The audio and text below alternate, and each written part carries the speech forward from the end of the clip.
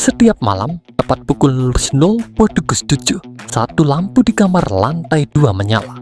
Bukan semua, hanya satu. Reno dan Sasa datang untuk memastikan cerita itu. Mereka menunggu di seberang jalan dengan kamera menyala. Itu bukan kebetulan. Beberapa detik kemudian, tirai jendela bergerak pelan. Padahal angin hampir tidak terasa. Balik tirai, terlihat bayangan seseorang berdiri, diam, tidak bergerak. Namun yang aneh, bayangan itu tidak menghadap keluar. Ia menghadap ke dalam kamar. Tiba-tiba lampu di kamar berkedip 3 kali.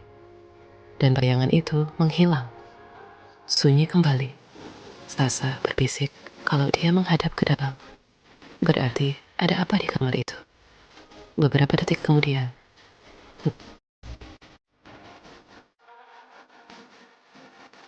namun terdengar suara kursi digeser pelan. Krek, seperti ada yang sedang duduk. Dan tepat saat itu, di layar kamera Reno, muncul satu frame aneh. Sesaat, sangat cepat, lihat ruangan kamar itu, bayangan berdiri rapat. Padahal, jika dilihat langsung, kamar tampak kosong. Lampu tiba-tiba padam, rumah kembali gelap. Namun di detik terakhir sebelum benar-benar mati, terlihat satu sosok berdiri di balkon. Diam, menatap ke arah Reno dan Sasa. Dan kini, ia tidak lagi menghadap ke dalam. Sosok di balkon menghilang saat lampu padam. Kita cek sekarang. Gerbang berderit. Halaman terasa lebih dingin dari sebelumnya. Tidak ada suara serangga, tidak ada angin. Pintu utama tidak terkunci. Bau kayu tua dan debu menyambut mereka. Ruang tamu kosong. Itu kamar tadi. Setiap langkah berbunyi pelan. Krek, krek. Kamar itu terlihat rapi. Kasur tertata, meja rias bersih, bahkan ada bunga di vas kecil di dekat jendela. Sosok di balkon menghilang saat lampu padam. Jalan kembali gelap. Kita cek sekarang, bisik Sasa. Reno ragu, tapi rasa penasaran menang. Gerbang berderit saat didorong. Halaman terasa lebih dingin dari sebelumnya. Tidak ada suara serangga, tidak ada angin. Pintu utama tidak terkunci. Begitu dibuka, bau kayu tua dan debu menyambut mereka. Ruang tamu kosong.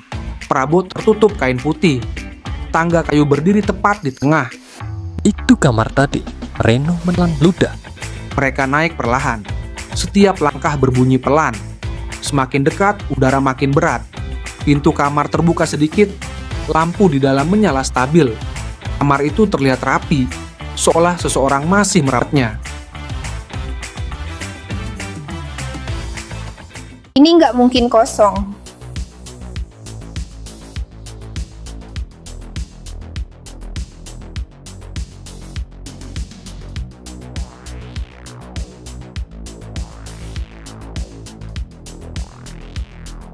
Lalu suara napas pelan. Dekat sekali, lampu menyala lagi. Kamar kosong. Tapi di atas kasur kini terlihat bekas lipatan. Seperti ada seseorang baru saja duduk di sana. Dan di meja rias, bunga di vas tadi sudah layu. Seolah telah lama ditinggalkan. Dari luar kamar terdengar satu suara pelan. Nyanyian lembut, tidak jelas liriknya. Tapi nadanya sama seperti malam tadi. Dan kini, suara itu terdengar tepat di lorong luar kamar. Seperti menunggu mereka keluar. Nyanyian lembut dan pelan, agak tidak selaras. Itu bukan dari luar.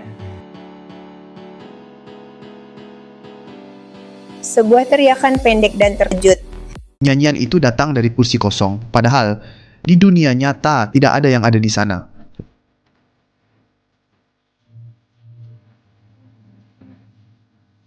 Lampu tiba-tiba redup.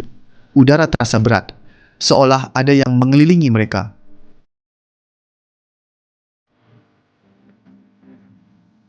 Tiba-tiba pintu kamar menutup sendiri. Mereka terjebak. Dia nggak pernah pergi. Reno itu masih merekam.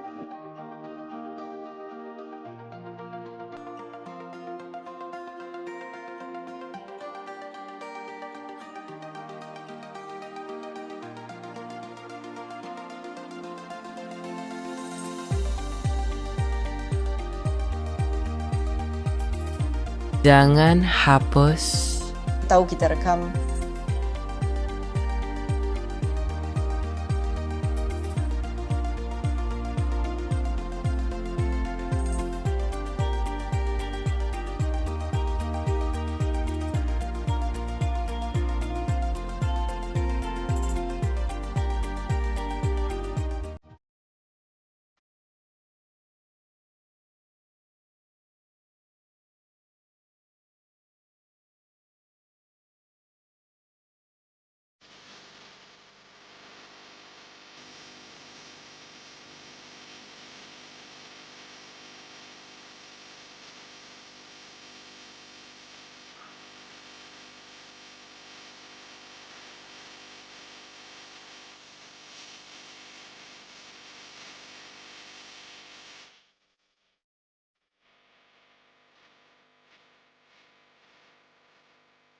Kalau suaraku masih ada, aku masih di sini.